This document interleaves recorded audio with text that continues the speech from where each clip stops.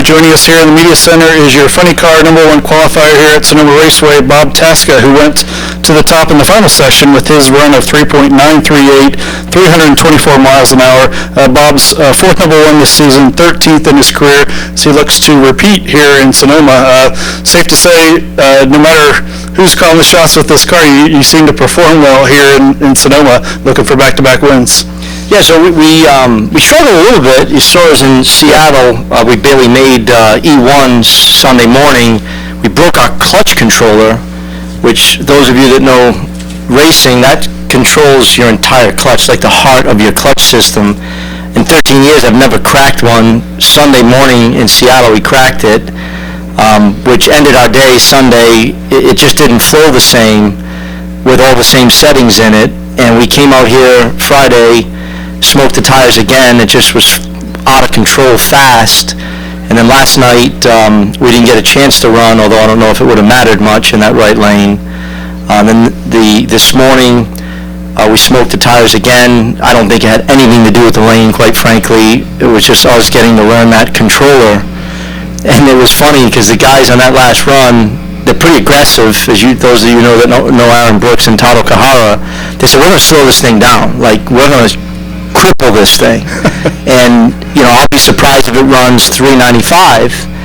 And it runs 393, and it was so smooth. As a driver, you can really feel the car was so locked in all the way through, and they said it ran 93. I'm like, wow, that's a little better than I think we thought we were going to run.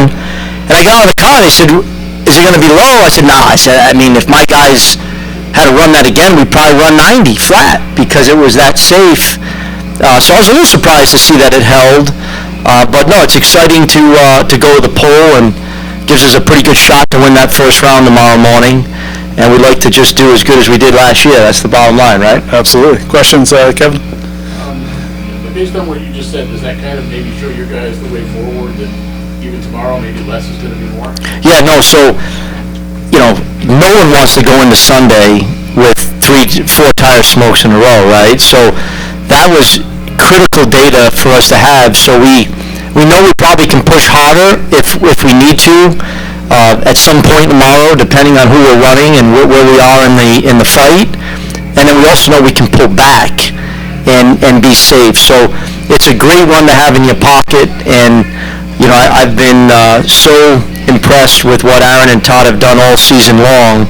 I really believe the best is yet to come for our team, and there'd be no better place for us to win than right here tomorrow.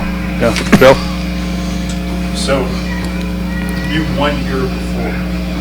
Does what you've done in the past benefit you for tomorrow, or what it's like kind of learn through the year?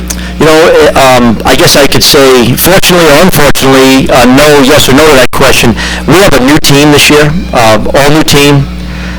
Completely different race car, different setup, different clutch, everything about this car. The only thing that's the same about this race car is me. So I guess that's a good thing, right? So, I love racing here. This has been one of my top 5 tracks since I started racing at the beginning of my career. I don't know, some tracks you just feel more comfortable at, so I'm ready for tomorrow. I know Todd and Aaron and the guys will be ready for tomorrow, and we have a setup that we've talked about all year long. I think, you guys would know better than me, but I think I'm the lowest average qualified car year to date. We can run on a hot track, and we can be the quickest car in the country. We can run on a cool track and be the quickest car in the country.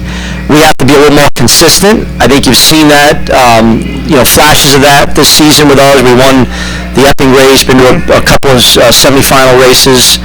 The team is going to just keep getting better. And other than the curveball that was thrown out as last weekend, losing our clutch controller, which no one wants to do, I think you're going to start to see that consistency pick up with this motorcraft car, and we're really focused on setting up for a big-time championship run. You're not the only team that I have talked to this weekend where they say, we've got a different setup. Yeah. We shook everything down. Is that a trend now in drag racing, that last year wasn't good enough, that you've got to go back and find a new design, a new edge of the envelope? I kind of think the opposite, actually. When you look at Robert Height, Matt Hagan, you look at some of the Ron Capps, the best teams out here in Funny Car, and I can't speak for Dragster.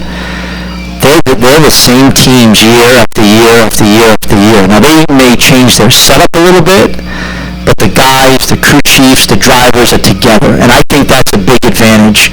And I think if you look at from the outside in and you look at what our team did, leaving Pomona last year, and all but one guy walked off my team, like they all went to another team, and we started from scratch, and we're thousands of runs behind some of the top teams out here that have been together a long time, and we've done, a pretty remarkable job to this point. We have a lot of work to do, and we have a lot to prove, but that's why I feel we get better as the season goes on, just working together, being our first year together.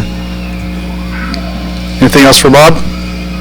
All right, congratulations, Bob. Good luck tomorrow. Thank you very much. Hopefully you see you guys back here.